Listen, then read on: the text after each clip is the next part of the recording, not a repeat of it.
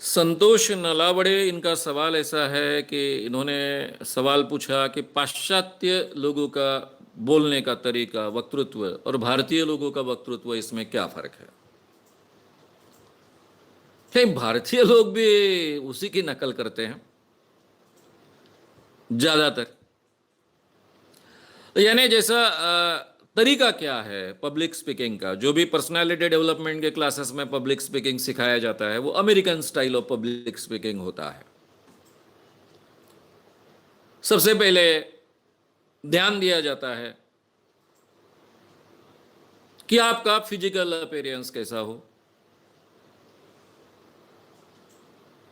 फिर suit tie पहनकर ही आपने भाषण देना चाहिए। First impression is the last impression, इसलिए पहला इंप्रेशन आपका बहुत इफेक्टिव होना चाहिए। फिर मैनरिज्म को बहुत महत्व दिया जाता है कि आपके हाथ ऐसे होने चाहिए, वैसे होने चाहिए, ऐसा वाक्य बोलने के बाद में इस ढंग से हाथ करना चाहिए ताकि वो ज़्यादा इफेक्टिव हो। यानी मैनरिज्म को बहुत महत्व दिया जाता है। Physical appearance, physical mannerisms. फिर आपका भाषण इफेक्टिव करने के लिए उसको सपोर्ट जो देना है उसको काफी महत्व दिया जाता है। और यही कॉपी डिबेटिंग में काफी लोग करते हैं। पर पर्सनालिटी डेवलपमेंट के मेरा एक क्लास छोड़ दिया तो बाकी सभी क्लासेस में इसी ढंग से वक्तृत्व सिखाया जाता है। और इसके लिए मैं हमेशा एक उदाहरण देता हूं और इस बहाने मैं एक उदाहरण आपके सामने रखूंगा। अब मैं खुद डिबेटर था ही। नागपुर का एक बहुत ही प्रेस्टिजियस कॉलेज, हिस्लॉप कॉलेज, इस कॉलेज में एक डिबेटिंग कंपटीशन थी, इंटर कॉलेजिएट डिबेटिंग कंपटीशन। और वहां परीक्षा कर मुझे बुलाया था। मेरे साथ में एक अध्यापिका थी और एक प्रोफेसर थे। मैं ऑलरेडी प्रोफेसर रह चुका था और उसके बाद की ये बात है। और ये डिबेटिंग कंपटीशन में सुनने के लिए करीबन 2000 एक लड़के लड़कियां आए थे, जो कॉलेज के बाहर के भी काफी लोग थे। और पहले 8-10 लोगों ने अपनी बात रखी और बाद में एक लड़की का नाम अनाउंस किया गया। ये लड़की जब चलने लगी, ठैक ठैक ठैक ठैक, पीछे में बैठी थी, शायद डेलिबरेटली बैठी हूं, और नाम अनाउंस होने के बाद में वहां से वो आ रही है। बहुत ही बढ़िया ड्रेस था उसका, एकदम इंप्रेसिव, उसका चलना इंप्रेसिव।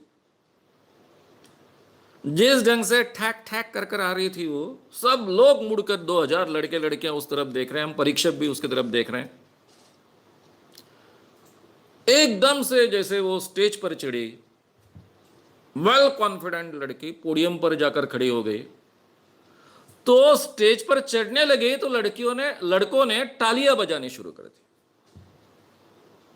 तो पहला इंप्रेशन तो हम परीक्षकों पर यह हुआ कि यह लड़की बहुत फेमस है, बहुत लोकप्रिय है, बहुत अच्छी वक्ता होनी चाहिए।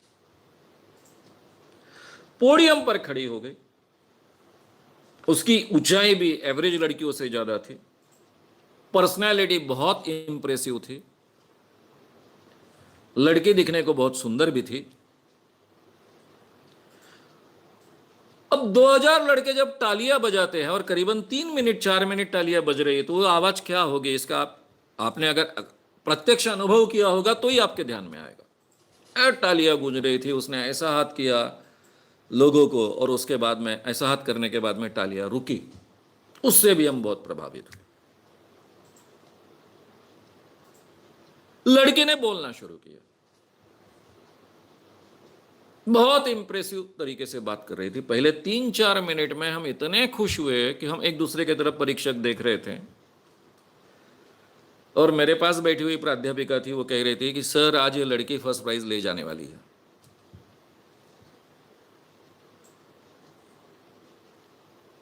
और उसके बाद में 4-5 मिनट होने के बाद, 7 मिनट का समय था, 4 साढ़े 4 मिनट का समय हो चुका था, तब तक तो बहुत अच्छे ढंग से उसने बातें रखी अपनी, पूरे मैनरिज्म्स, वाक्य रचना, कौन से शब्दों को स्ट्रेस करना है, स्ट्रेस देना है, नहीं देना है, सभी में। और शायद किसी कारणवश वो रुक गई। अब ये लड़के जो तारीफ करने वाले हैं, तालियां बजाने वाले हैं, वो तो उस ढंग के लड़के ही हैं। जैसे ही गैप मिले तो किसी ने जोर से वहां से चिल्लाया। अब गैप 5-7 सेकंड के बाद में गैप बड़ी लगती है। ए विसरली का, ए भूल गई क्या? दूसरा लड़का चिल्लाया, बापानं पाठ करून घेतला होता का? बाप ने रटवा लिया था क्या? मेमोराइज कराया था क्या? अब इस ढंग से आवाज आने के बाद में वो लड़की एकदम से डिप्रेस हो गई। शायद वो फिर भूलने लगी। 2-3 वाक्य कैसे वैसे बोली, उसके बाद में अब लड़कों पर से पकड़ तो छूट गई थी। फिर से थोड़ी सी गैप मिलते और कोई चिल्लाने लग गए। और चौथे मिनट में जिस लड़की के बारे में हम तीनों परीक्षक एक दूसरे की तरफ देखकर बोल रहे थे ये लड़की फर्स्ट प्राइज ले जाएगी, वही लड़की 5 साढ़े 5 मिनट पूरे होते होते 10-1 सेकंड वैसे ही खड़ी रही। उसको कुछ याद नहीं आ रहा था क्या हुआ, बाल पता नहीं, ब्लैंक हो गई थी। और लड़के उसको हुट आउट कर रहे थे और रोते रोते वो स्टेज पर से उतरकर चली गई। ये जो प्रसंग है मेरे जीवन में, काफी प्रसंग ऐसे देखे हैं, लेकिन ये बहुत ज्यादा इम्प्रिंट हुआ है। ये लड़की पूरी तैयारी कर कर आई थी, किसी कारणवश उसका कॉन्फिडेंस गया और उसका परिणाम ये हुआ।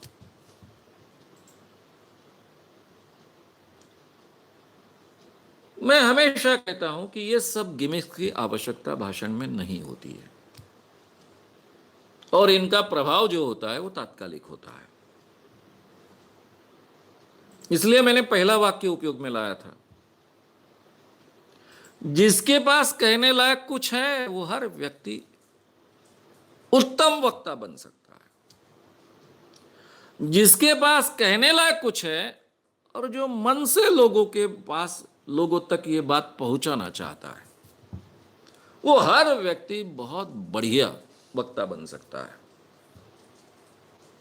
फिर आपकी भाषा शैली, महात्मा गांधी, उनको कोई भी बहुत अच्छा वक्ता नहीं बोलेगा किसी भी वक्तृत्व के मापदंड के अनुसार, लेकिन हजारों लोग तन्मयता से उनका भाषण सुनते थे। अब मैंने गांधी जी को तो लाइव सुना नहीं है, 48 में मर गए, मैं 51 का हूं, लेकिन मैंने विनोबा जी को सुना है, जयप्रकाश नारायण को सुना है। तब मैं बहुत विस्तार से कहने वाला हूं कि जब दिल से कहने वाली बात आपके पास है और लोगों तक आप पहुंचाने के लिए तैयार हो और लोगों तक ये बात, उनके दिल तक आप पहुंचा पाते हो, तो भाषा शैली, वक्तृत्व शैली, इनकी कोई कीमत नहीं बचती। इसका उत्कृष्ट उदाहरण जयप्रकाश नारायण। मैं तब उदाहरण विस्तार से दूंगा। इसलिए ये भारतीय भाषा शैली और अमेरिकन भाषा शैली या भारतीय वक्तृत्व शैली और अमेरिकन वक्तृत्व शैली, ऐसा फर्क नहीं है। आज दुनिया में जो पब्लिक स्पीकिंग, इसको जो महत्व आया है, वो उसी ढंग से सिखाया जाता है, उसी ढंग से चलता है। मैं जो कह रहा हूं वो तो किसी किताब में आपको मिलेगा नहीं, ये अलग स्टाइल है। ये जो मैंने प्रैक्टिकली अनुभव किया इन सब लोगों को बोलते वक्त, इसलिए इस ढंग से वक्तृत्व हो सकता है, ये मैं आपके सामने रख पा रहा हूं। ये इस ढंग से वक्तृत्व से कोई दूसरा व्यक्ति नहीं सिखाता। ये भारतीय और पाश्चिमात्य ऐसी अलग अलग परंपरा नहीं। अगर आपको ये वीडियो पसंद आया हो तो उसे ज़रूर लाइक करें, लोगों में ये अवेयरनेस फैलाने में हमारी मदद करें। वीडियो को ज़रूर शेयर भी करें। तो हमारे YouTube चैनल श्याम मानव को विज़िट करें। ऐसे सारे वीडियोस का आनंद लेने के लिए हमारे चैनल को सब्सक्राइब करें। उसके लिए सब्सक्राइब बटन दबाएं। नए वीडियोज़ का नोटिफिकेशन पाने के लिए बेल आइकन दबाएं।